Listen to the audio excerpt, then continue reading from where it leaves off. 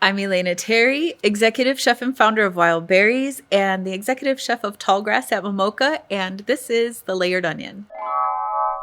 So, Wild Berries came about really as a response to a call to action from our tribe. And there was a time, I wish that I could say it was exclusive to one specific year, but in our tribe, when we were losing people like at an astronomical rate to substance abuse, like alcoholism, mental health issues. And they were having meetings about it. Like, let's come and meet and see what we can do to be a stronger community. And I went as a tribal member just to say, like, these are my relatives too. And it's been really difficult. It was like months of a nonstop funeral. And in these meetings, it was just really like if you could imagine what state government, local government, and federal government is, plus family politics wrapped up into one, that's like a tribal government. And having forward progress is really difficult because we're bound in so many ways to make that progress. So these meetings were about like having more meetings, and there wasn't a lot of productivity happening. And I went home and I talked to my kids about it, and I said, what can we do? What can I do? I'm a member of a tribe, and that means something to me. There's a reason I'm going to these meetings. Every funeral hurt to go to. Like, I wanted to be part of the solution. And we just decided on our own to start cooking together. Like, I can do this. I show up. This has helped me come back to my community after a disconnect that I had suffered, which I think everybody at some point in their life does suffer a disconnect from their community or their family. And like, how do you come back? And for me, being a traditional ceremonial cook in these places of healing and understanding was what helped bridge that for me. So if I could show up and say, let's cook for the family wellness camp, or I think our first tribal cook was for the tribal judges across the state of Wisconsin, and it was for an alternative healing conference. And what a perfect way to kind of start our journey, but then to provide a meal for people who are trying to solve these problems in our community. So it just became very clear at an early time that, you know, the judgment is part of the disconnect, and fear of being judged, and saying, like, you know, one of our very first teachings is that life isn't meant to be perfect. When it's perfect, it's time for us to leave this world. So we should welcome these challenges and these times when we can rely on each other, you know, to really be a tribe. So we said you can come and participate without judgment. You know, if anything, you can spend a day with us in the kitchen and get what it means to be in community in that space. Because for me, it was also tied to the Ho-Chunk Nation. And I was actually a tribal politician. And at a very, like 2 months in, it was not the job for me. And it was not the place where I was going to make change in my community as a young, you know, somewhat highly educated female. It was not a place where I was going to be supported in change. And I walked away and went back to restaurants, which was a place where, like, I understand this. I don't mind the hours. I don't mind what people think is chaos in this space, because it's like a constantly evolving puzzle. And for me, it works. Like, I understand it. It's comforting. And I know a lot of people that get that feeling. You know, you can walk into a kitchen, and no matter what, if you are willing to learn and to work hard, you can excel in that space. And once you have those skills, you can find a job anywhere in the world and provide for yourself, for your family. And so those were my initial goals in starting Wild Berries. And it just made sense that we would have a focus on Indigenous foods, because there definitely is, and this has kind of been what our mission with Wild Berries is food definitely, undeniably, is medicine. Scientifically proven, right? We can't live without it. We need it to function. But we're a part of that. We have to be a component of that equation. Like, we have to realize that we have to ignite this medicine. We have to interact differently with our food, have an actual relationship with it to receive the medicine in its full capacity, to truly be nourished and not just nutritionally satisfied. They're two very different things. Everybody has a meal that takes them back to home or to comfort. So why don't we use our ancestral foods, these foods that have been with us through so much and have guided us and as Ho-Chunk people brought us home during, incredible turmoil in our history. These foods helped us. So why don't we rely on them now and really choose to interact with them differently and receive them as they're coming back into our community? Because it was a strategic plan to eliminate us, and our food was part of that, an attack on our food. So this reclamation means so much more than just cooking a meal together. I think, especially earlier on, it was a real challenge to be able to to show up the way I wanted to show up in spaces as Chef Elena Terry, because I was dealing with a program for people who were truly struggling, So sometimes it would be Elena taking care of the entire event, and that was a struggle. It was a real struggle, and it was part of the, it was just the situation, and sometimes it was logistics and people not having a vehicle or reliable transportation, which has been the struggle for them having consistent employment. Another struggle was, like, Elena could only do so much, right? We only just received our very first financial support from the Ho-Chunk Nation for this program, which is fine because we started it on our own. But I think having the additional support, as like I say, I was the first wild berry. I was the first one that really needed help coming back, found help through this space, and thought, if I can do this, I can stand beside you and help you, or I can be a confidant or a mentor or whatever you need me to be. Like, know that you're valued, And I think that without having a greater sense of support, that value that you put in yourself in a space is limited, and it was detrimental in a lot of ways with people not receiving it, or sometimes, having somebody who's cooked all day in a kitchen be very proud of a meal and have somebody who's never experienced it before say, like, ew, or, not receive it well. It's debilitating for somebody who's like, I'm so proud of this. So I think shifting the way that we received some of the stuff, or saying, it doesn't matter what anybody else's value is. I value you. You're here with me for a purpose. I value this work, and regardless, I'm going to keep doing it, however it's received. And I think the way we started shifting and just like embracing, we're kind of the black sheeps. We're out here doing this, and come with us or don't, but we're going to keep moving forward.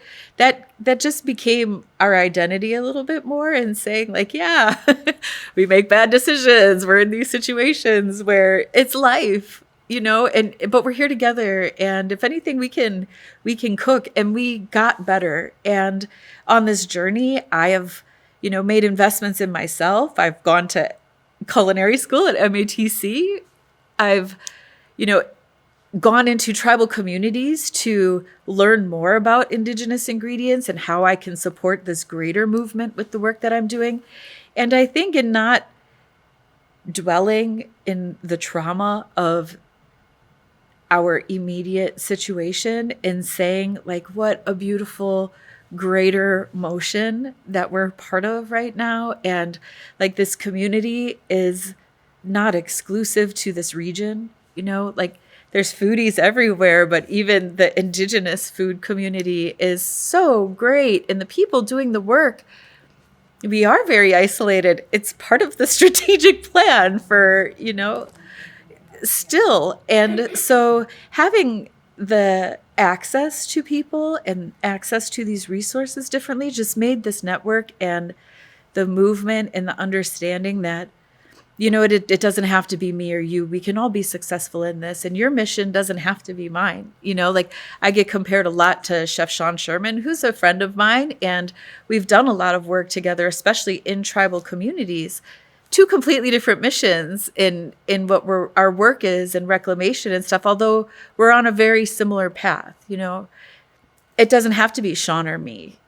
You don't have to support one or the other. You could just support us, and it doesn't have to be a cutthroat situation because our work is so incredibly different. Although we are both striving to be at a certain level in the work that we do. Although I haven't professionally been a chef my entire life, I have always been around food and have always found comfort in it. My family was teasing me last month or something about, like, I went through advanced cake decorating like level 3 in high school because I just loved being in the kitchen. And it always was a space that I enjoyed being around. So at the beginning, even in high school or when I was in college, cooking for me was always about being better at something that I enjoyed.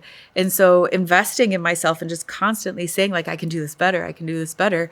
I think when I started incorporating the indigenous foods into the work that I was doing, it really is a space that our food wasn't here for us. We don't know. It's really, you need to know science of food. You need to know the origins of where it comes from. You need to know the ecosystems and the regions, all of these things for our indigenous food. And being raised as a very traditional Ho-Chunk person whose family saw the importance of not forgetting our foodways.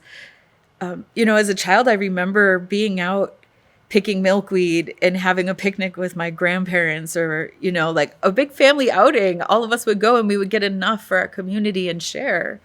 And I always looked forward to hunting season, not because I was a hunter, but I loved processing the harvest when it came home. Like, I found, I still, that's what I do. I go around in my community and help people process their harvests so that they have enough for the winter. Like, there's purpose for what we do. And I had that knowledge. It was given to me as a young child. So not only was I a professional chef, but I had traditional knowledge that a lot of people didn't, because in the time of TV dinners and transformation in our food systems, the mega grocery stores and all of this, natives weren't the only ones targeted when it came to food systems, so it wasn't a privilege for us to go to the grocery store and get a TV dinner. It was a privilege for us to continue going to the woods and harvesting and sharing that knowledge. So it was just life for me. It wasn't, you have to learn this. It was this is what we do.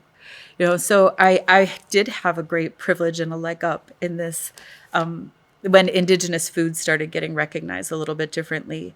But I had already been in the industry for a long time at that point. So the skills that I was building for myself and for my craft, those just also complemented the work that I was doing with indigenous foods very well. So, I guess it was just my journey to be doing that stuff. And I wore this shirt today. I love being a part of the James Beard Foundation programs.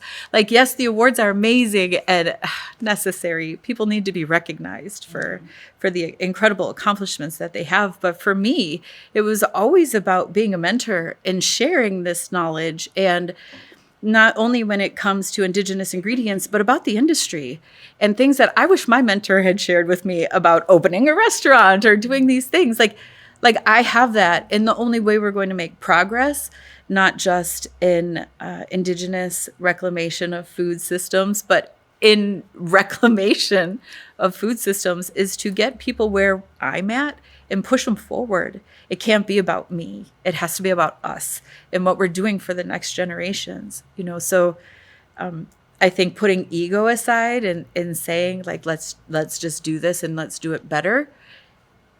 Transparently saying, I do not know everything about what I'm doing. There's a lot for me to learn, and that's the exciting part for me, because again, it's this investment that I make in myself and in my community, and whether that be a tribal community, Ho-Chunk Nation, Dejope community, or nationally this First Nations community of chefs. They're all my people, and I learn something from every time I interact this way. I guess I say community a lot because it's like a word relatable to what I would see as a tribe, and it includes a greater population than something like a tribe. So when you say community, it really envelops a much larger population. But it's necessary. It's the way we used to live. Like we relied on each other. We lifted each other up and embraced your talents rather than saying it's you or me, which is a colonial thing. It's a response to trauma from contact. It was you or me.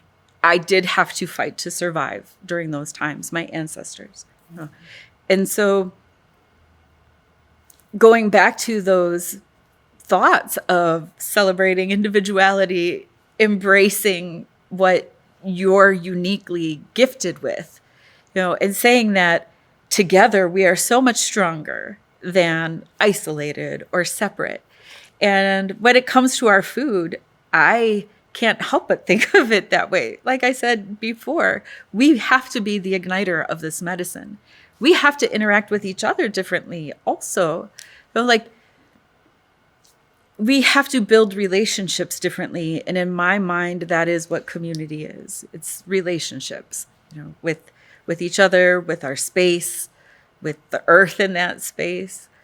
There's a great deal of healing that comes from that. Knowledge sharing happens in those spaces. It's crucial to continue and to find the comfort that you create in those spaces.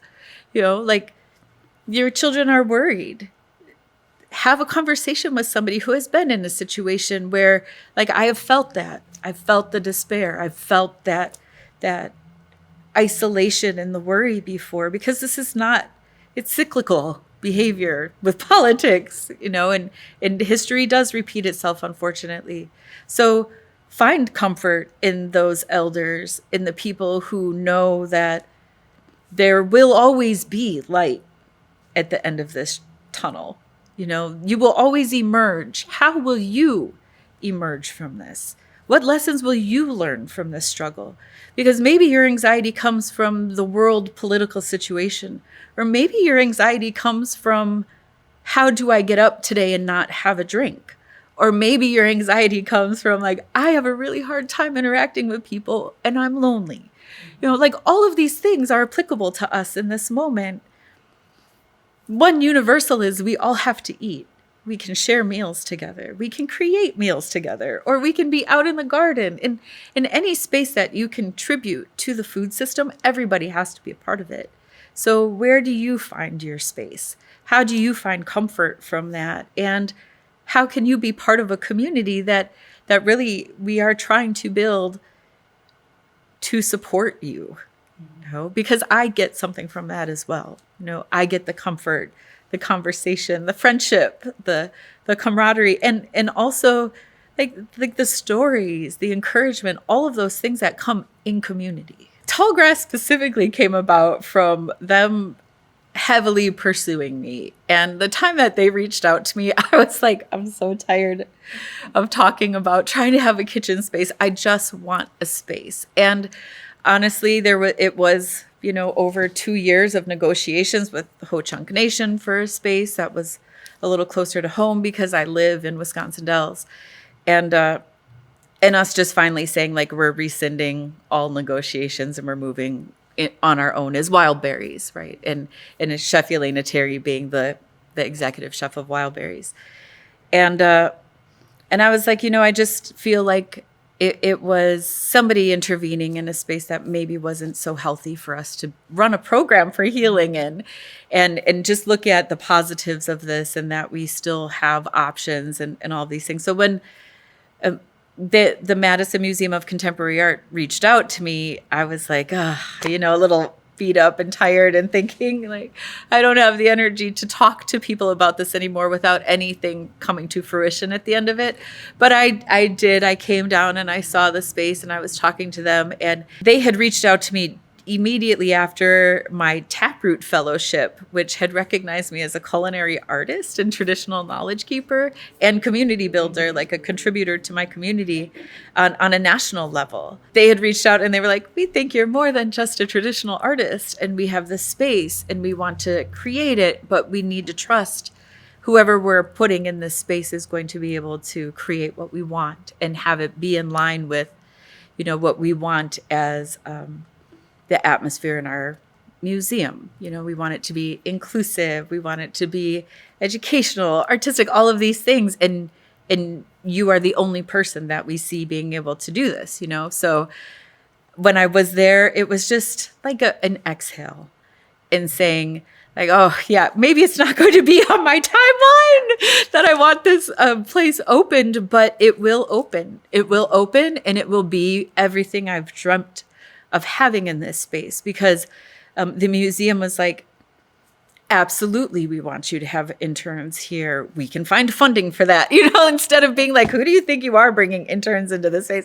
Which kind of has been the conversation. Or, you want to offer culinary mentorship here, or you want to, be part of night market, all of these things. Like, yes, absolutely. That's why you are the one we want. That's why, because of everything you're capable of bringing to the table. And that, honestly, as a woman, chef, pitmaster, butcher, like all of these things, I walk into a space and I have to earn that space every single time. Even if I'm an invited and honored chef, it's like, let's see, Elena, let's see if you're worth it. And I don't mind, like, game on, challenge accepted.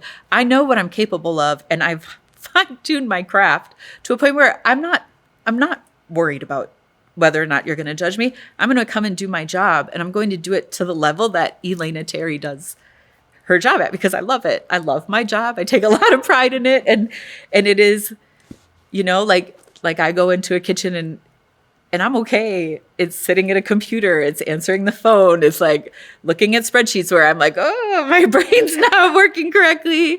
But put me in a kitchen and I love the heat. I love the movement. It's like a beautiful orchestra for me. Like all of it, I love.